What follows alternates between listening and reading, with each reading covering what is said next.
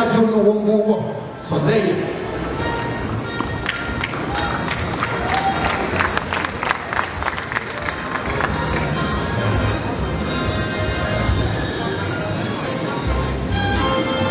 Tukomeza kubakira n'amashimwe cyane two of the most popular actors in Rwandan cinema.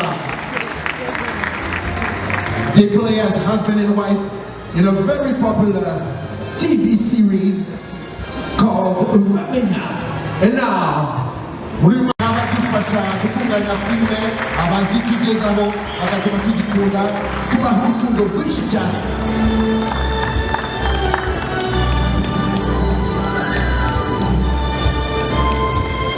Apolinaire turamwakiriye cyane, arakoze cyane. Umuvandimwe ukurikiyeho agiye kuza aserukana na madamu. One of the best lead actors we have in Rwanda, also a director, Mr. Willie Davido.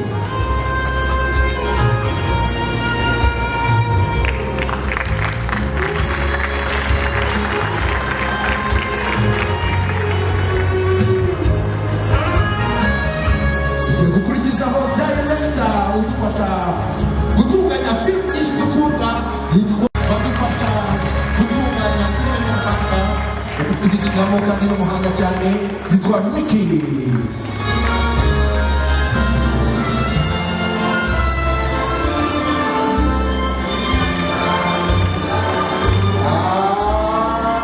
Abakunzi ba tukomeza ariko tunakira n'amashimwe cyane.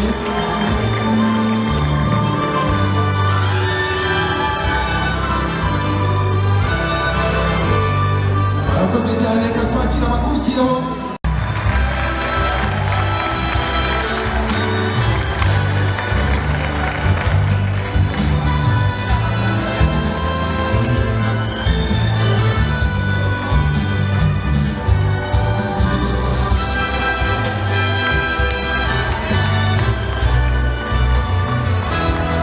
Turakomeza kubakira n'amashimwe cyane. Pole Jean-Paul na Teta. Jean-Paul bamwita Shafi muno mugabo cyane.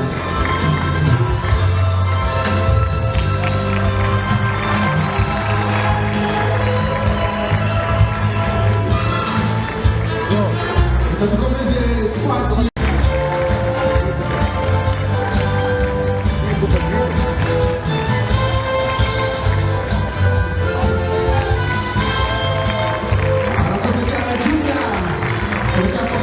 kumwakira.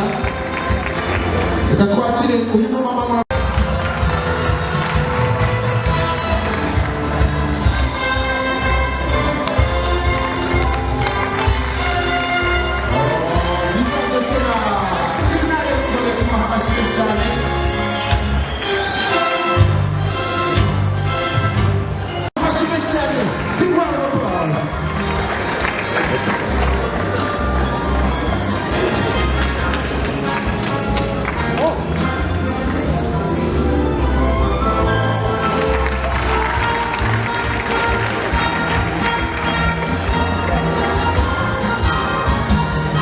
tukomeza kwakira neza Papa Idi. Reka tukomeza na director Ibra utugezaho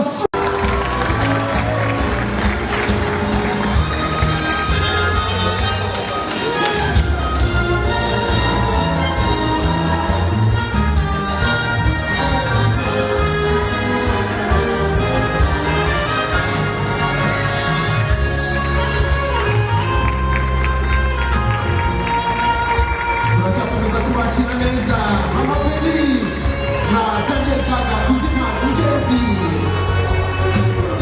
benshi ariko tunamuzi na director wa filme Ishusho ya Papa.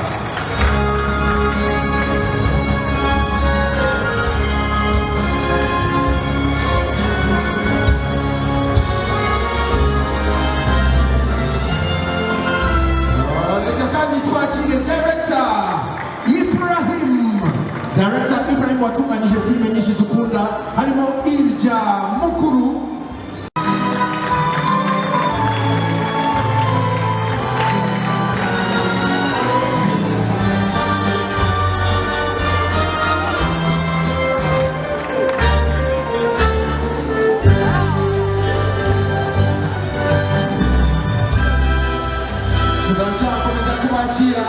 uyu muvandimwe usibye no kuba n'umunyamideli n'umukinnyi wa filime bamwita Rwema, tumukunda cyane muri Kalisa wa Kalisa.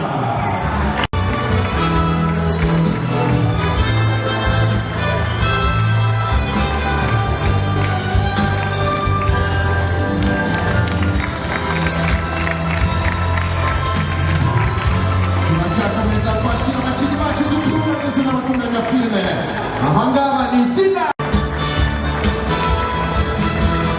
Tunakomeza kubakira amashyi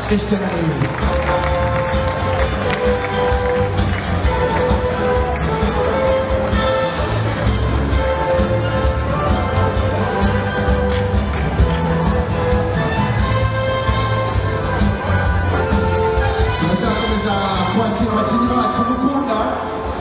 Uyu ndabizi ko mukunda cyane. Uyu mukobwa yitwa Mireye, mumuzi mu ndoto ndetse na Ndimbati.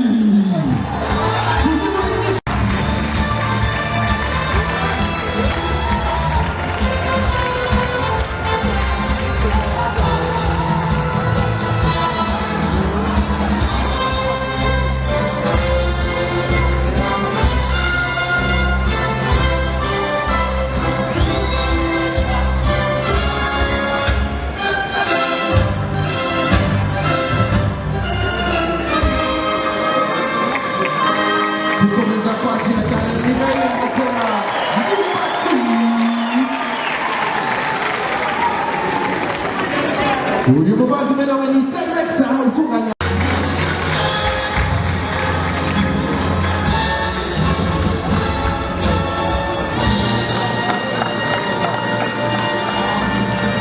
Turakomeza kubakira kandi turabizi ko mukunda.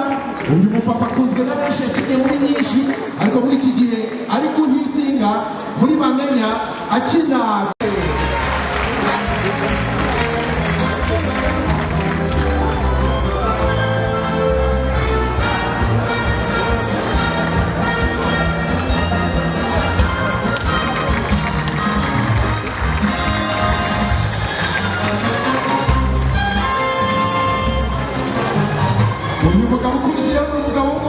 cyane mu kwandika filime, mu kuzitunganya. Lafayita Roche.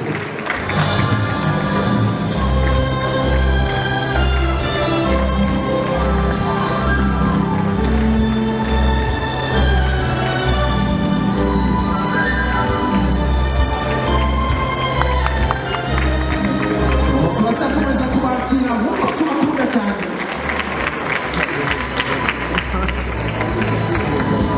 Abakurikirana n'abakunda cyane yitwa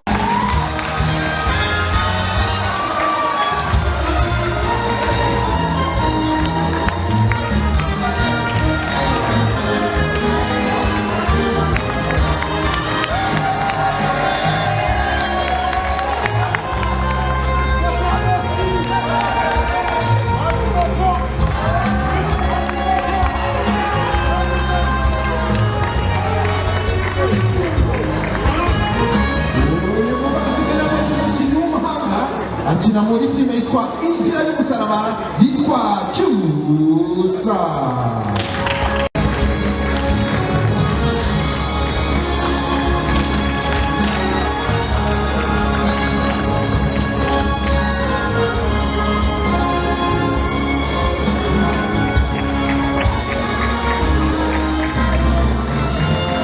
N'abamenya watera icyuma. Haleluya.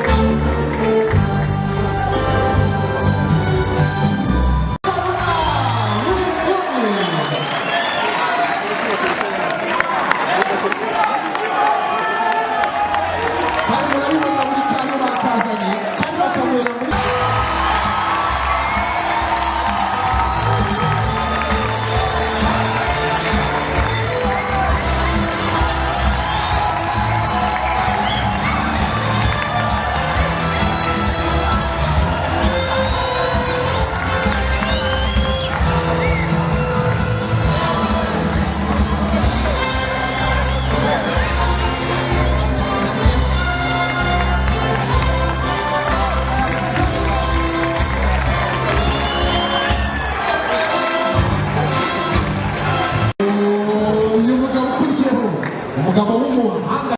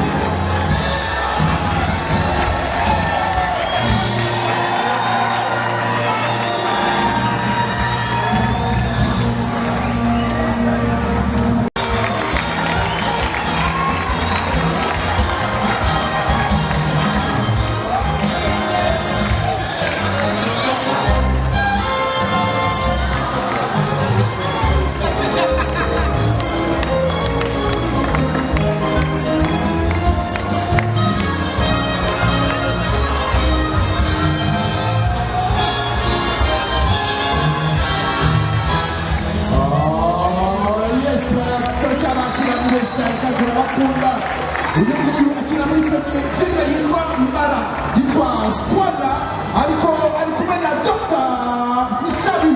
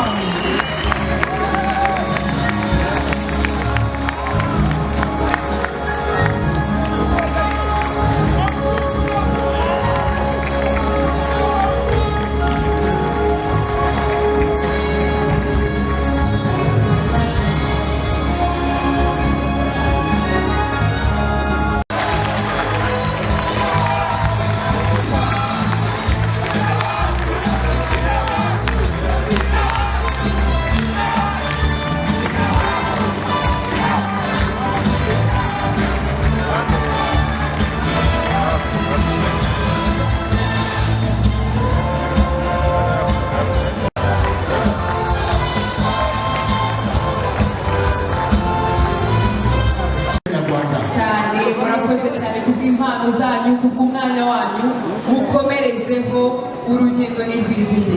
India, you know they are more than us, so we can't compete.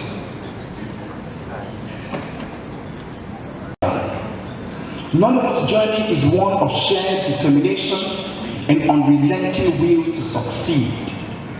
It started with a group of fearless, passionate Nigerians looking for the projector cinemas with the likes of late Herbert Ogunde and so on and so forth. But the modern cinema, the modern Hollywood, would be credited to a film by Kenneth Weber called Living in Bondage. I think it's 1990. Blood and undying creativity. It's about grabbing the opportunity in front of you and making the most of it and capturing that moment to build and create. I like to say that ideas are given to 1,000 people at the same time. It is who moves. I went to watch a film the other day and I saw a script that my company had commissioned, and I saw this film and I thought, is this not our script? But it did not steal from us.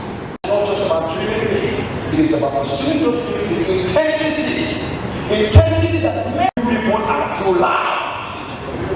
You are too much. You walk around your room like you are in our essence of being black. We understand that as black people, we are the origins of this world, that the resources that make your iPhones and entertainment to culture, from natural resources to come from us. It's that air that we come and walk around the room. And we just assume that everybody else can. Something was the internet. When the president, our first democratic president, General Obasanjo in 2000, closer. Because now we could reach international markets, we could access YouTube, we could access digital platforms like United World, and we could sell our content to other platforms beyond Nigeria. Filmmakers, you must start your fire.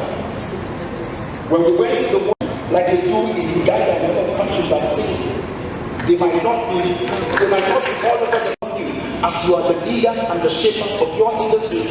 What are you doing? For the hotels, restaurants, motari n'abandi bagenzi bose, so it's bigger and something that we are trying to operate. People from the diaspora, they are happy with our Rwandan content, Rwandan history. So aba bagabo rero mufashe abashire bakomera amashino.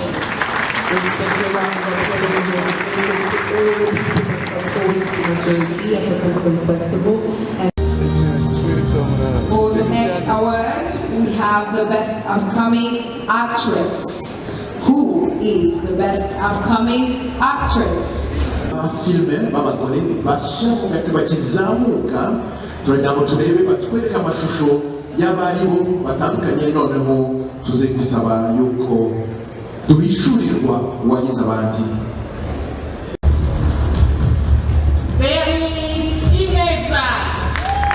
Let us welcome Ineza Bernice Kayla. a representative from Media Project representative to come and give the award. We would like to welcome someone from Media Project representative to present the award.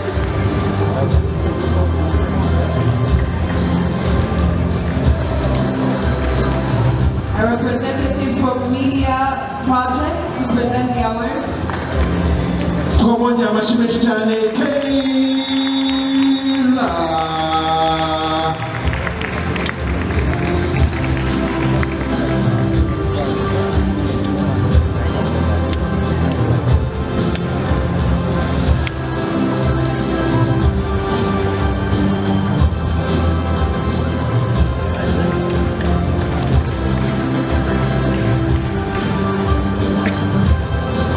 Congratulations, Kayla. Congratulations. Up next is the best upcoming actor. Best upcoming actor. The best upcoming actor is Ruema. Ruema. Congratulations. Tumwongera amashyi menshi cyane Rwema.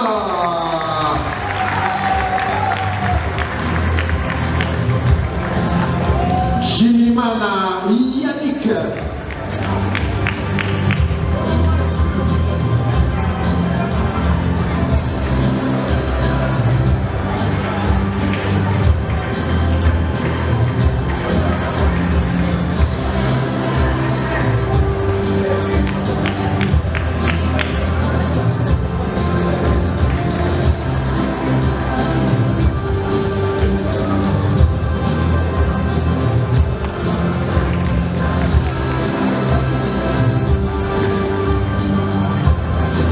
Thank you very much, jury. Thank you. Murakoze cyane.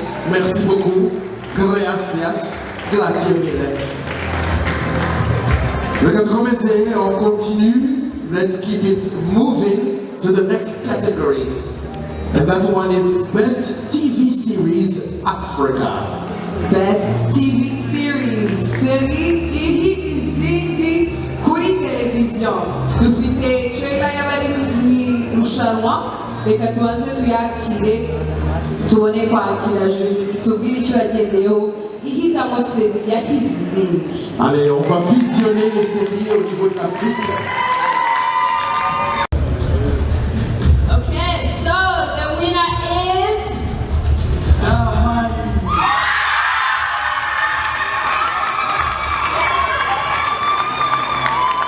to receive the award. You have a team. Representative from Sony and Camera Africa to present the award, please. Musiguzi Godfrey will receive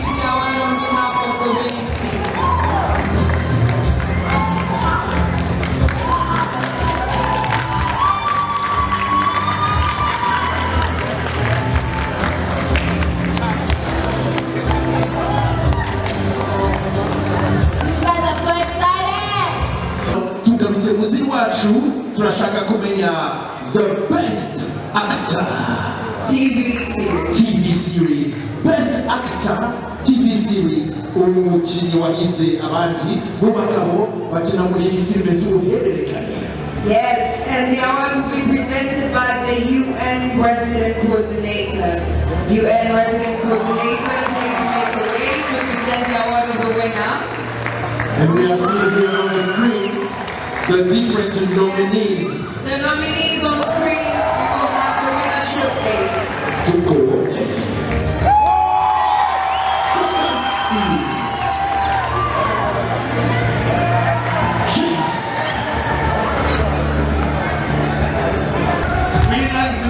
Best actor TV series is Amanda. Bamenya!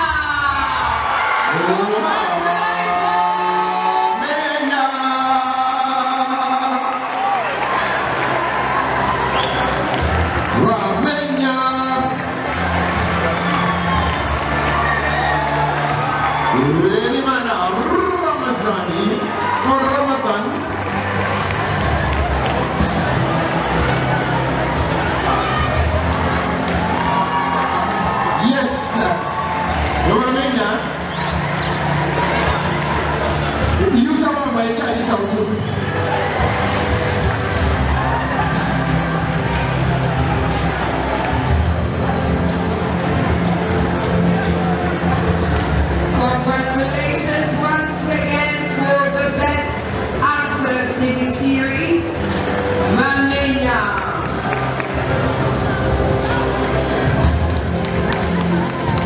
So for every best actor, the counterpart is the best actress.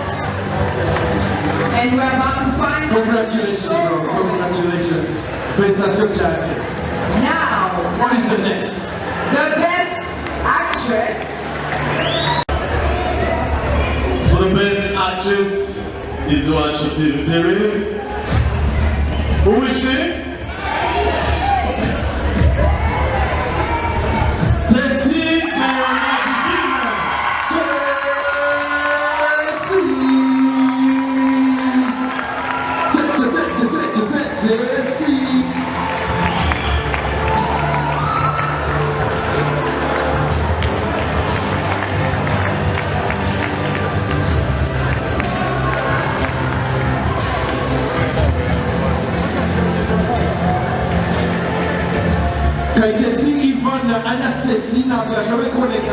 She is unfortunately not available, so he's going to accept the award on her behalf.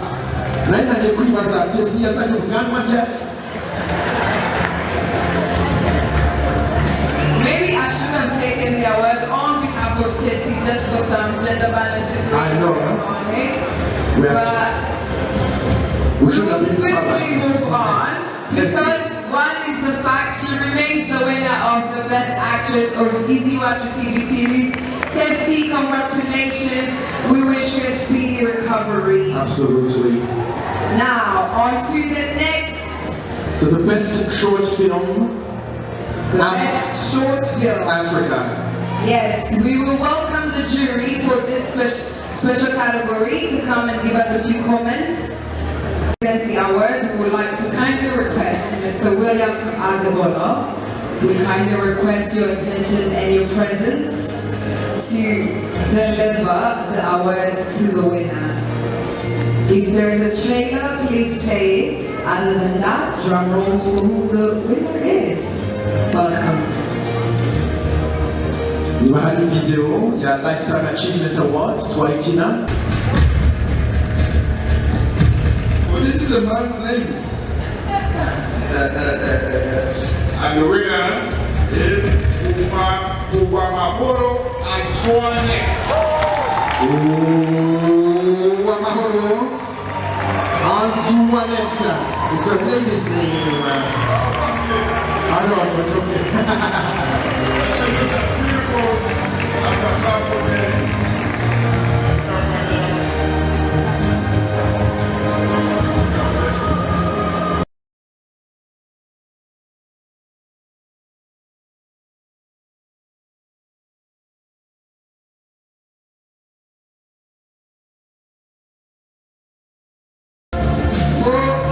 Iziwachu Lifetime Achievement Award Male category.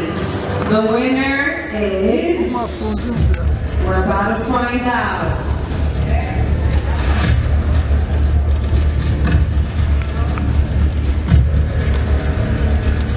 I hope it's not a female name on that paper.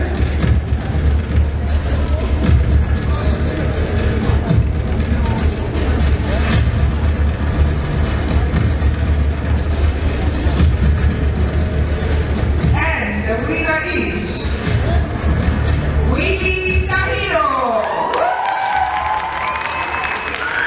Congratulations, Mr. Winnie Tahiro. Akaba aliwe uhizabanti muri Iziwachu Lifetime Achievement Awards.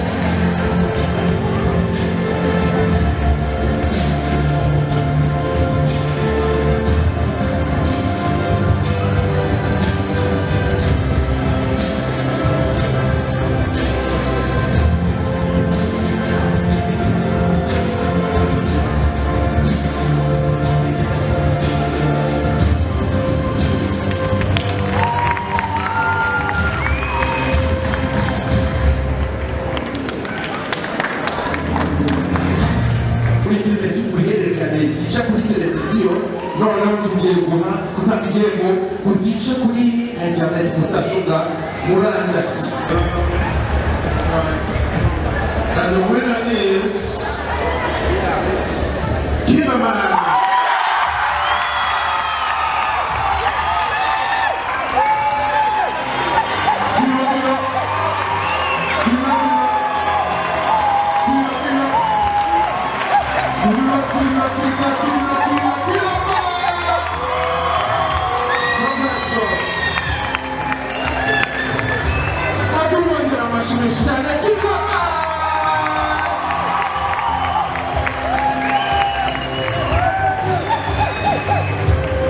Best actor in the web series Iziwachu. Congratulations, thank you so much. Ku ruhande rw'abagabo reka noneho tunyarukire ku ruhande rw'abagore. Best Actress Web Series cyangwa se umukinnyi w'umugore muri seri zica kuri murandasi ninde wagize abandi. For the presentation of the award of the Best Actress in the Web Series Iziwachu category. Iki gihembo cy'abakinnyi b'abagore bahize abandi muri seri zica kuri murandasi filime z'ubuhererekane. Kumenya uwasiga fina Mirafasha Sandina Winnie Sanda Mirakoze Misa Uwamahoro Otuwaneta Mutoni Wasinatia Kesa Linda. Alright, Amanisha Mandela Mababonye Best Actress Web Series, and the winner is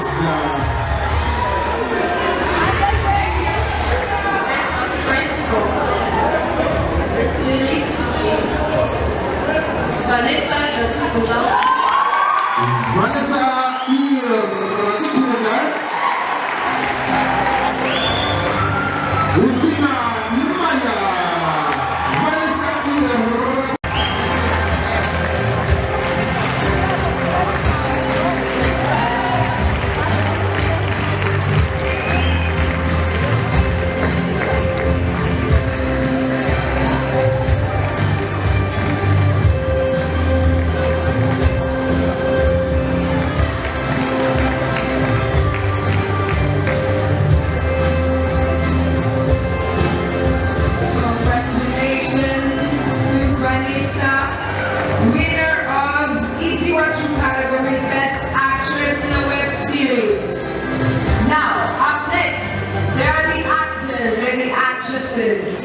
But great work is done by the directors themselves. So, in the Iziwachu category, who is the best director? Tumeshuhudia katika kuri murandasi tulikuwa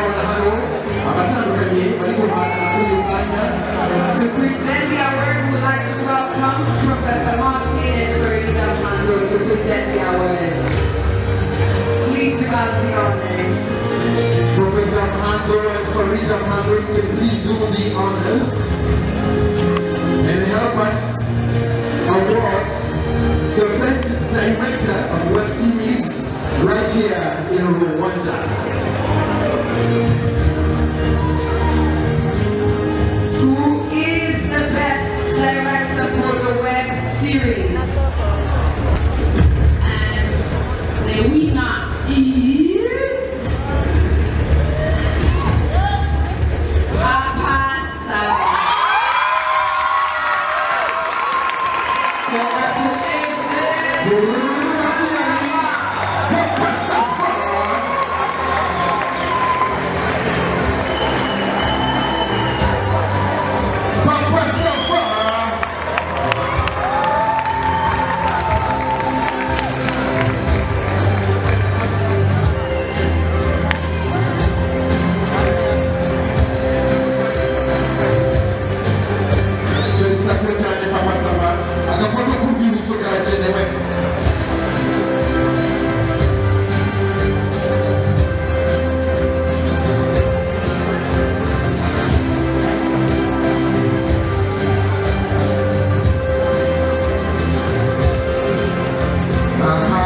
We have celebrated the best director in the web series, but you also know we have the TV series category.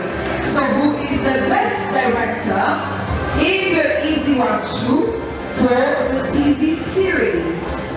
To present the award, we would like to welcome the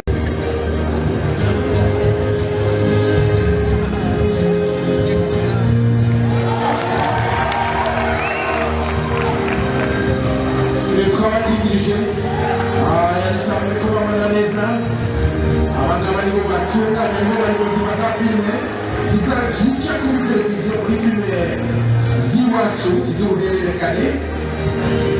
Best director is Iwachu TV series and the winner is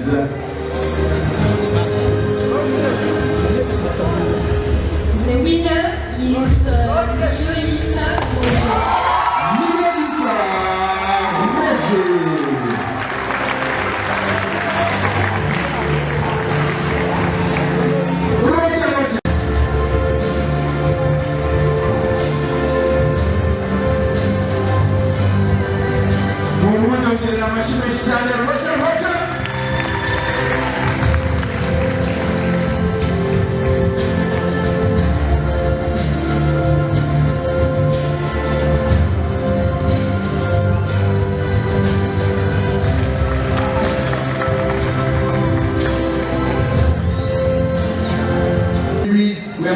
series, we have done actors, directors. Now onto the best feature film. The best feature film. Cha Mashariki, reka tusabe CEO na madam baze badufashe gutanga igihembo no kudusobanurira icyagendeweho.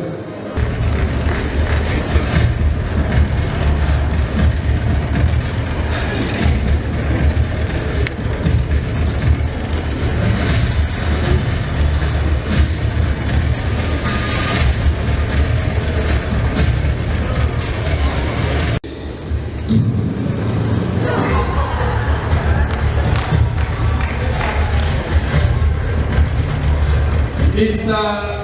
Yogisha Emmanuel Clapton Kubonge.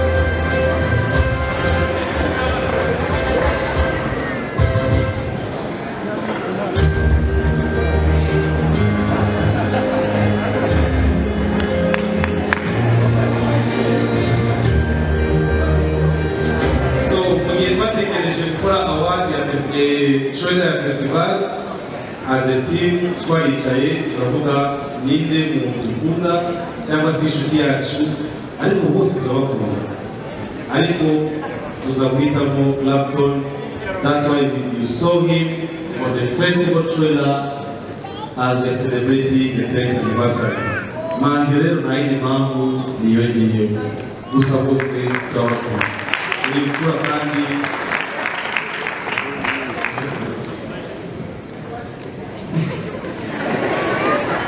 ntabwo nabona ikintu mvuganye ndatunguwe, gusa kuvuga ngo nta igihembo cy'umuntu abantu bateguye ibintu byose cyangwa festival ikomeye gutya,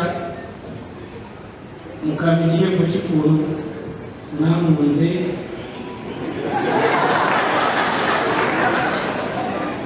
Ni ukuri, ariko Imana yashyizeho amavuta yo gukunda.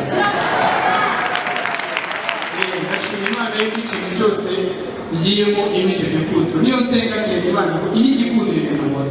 Rero n'ibi bintu byo Imana ikorera ni icyari umugisha, Imana wamugisha. Tugarutse ku isi iwacu, izi ngizi ni filime zahize izindi, filime yahize izindi muri filime zica kuri murandasi, filime zica muri filime z'ubuhererekane zica kuri murandasi. You better have a driver ready. The winner is the forest.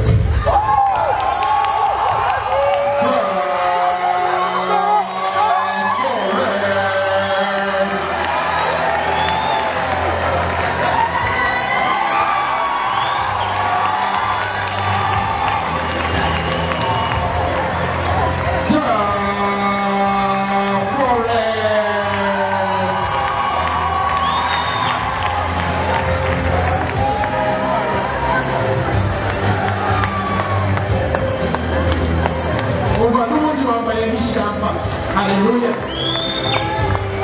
Kila mara baragushaka hano, kila mara baragushaka hano. Maze rero biwanje n'umuterankunga wari n'ikindi gihembo bagufitiye, reka babyitegere.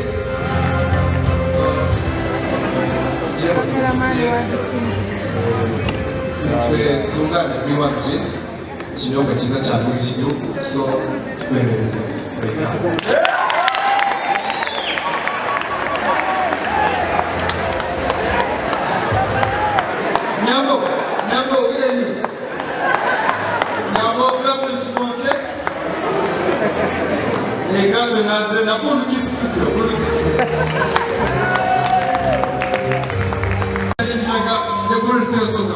This is the guy who I've been sharing my editor and camera. Nyambo, where are you, Nyambo? Nyambo, please. Okay. Guys, I really appreciate the machine in the channel. Every day I used to go in that forest. I don't know. Thank you, Mashalika. Where is that CEO? Where is CEO? Thank you very much. I really appreciate it. You guys, you know, they used to call me game changer because of the movie I bring out.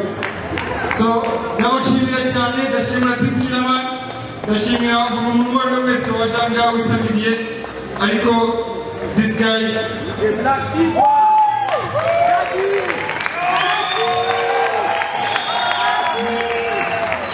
Jerry nize amategeko, nize law, was not accepted, like, ntabwo nari nzi ko ushobora gukora bino bintu, but this guy changed my journey. He's the one who told me that you can do it, and he told, like, yanyishije kwandika everything. So now people, they are calling me game changer because of this guy. I want to appreciate him in front of you. Thank you, Daddy.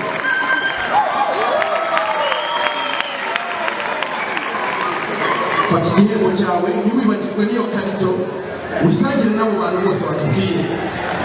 Congratulations once again to the best film web series, The Forest.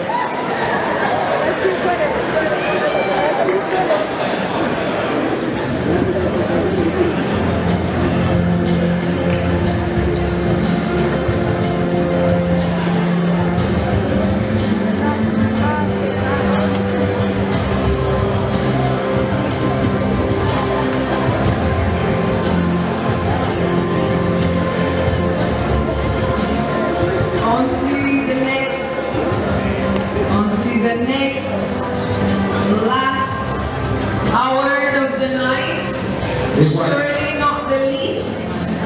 La dernière récompense de la soirée, vous savez qu'elle était très fructueuse et pleine d'émotions. Sûrement. We are going for the best film team award to present the award of the best film TV series. Abahagarariye Kigali Smart Solution ndetse na Taka Design reka tubasabe mugejuru mutera intambwe mudusanga imbere kugira ngo mudufashe gutanga igihembo cya Best Film TV Series muzi wacu.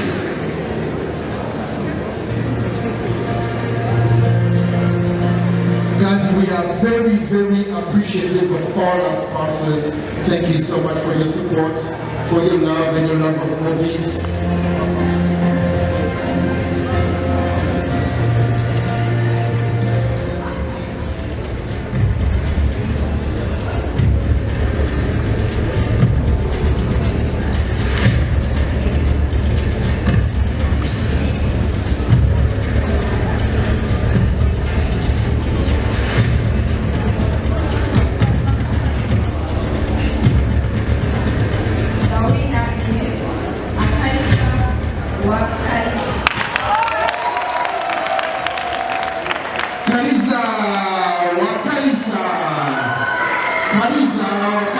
Come on over, guys.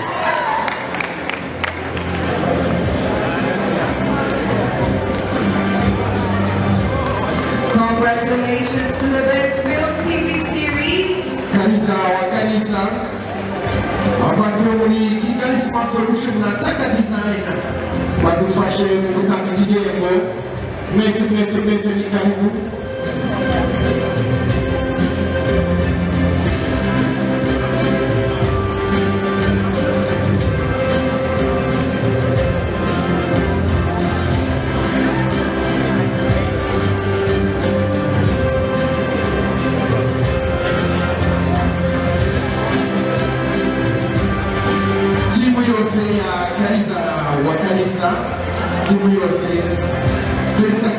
Congratulations.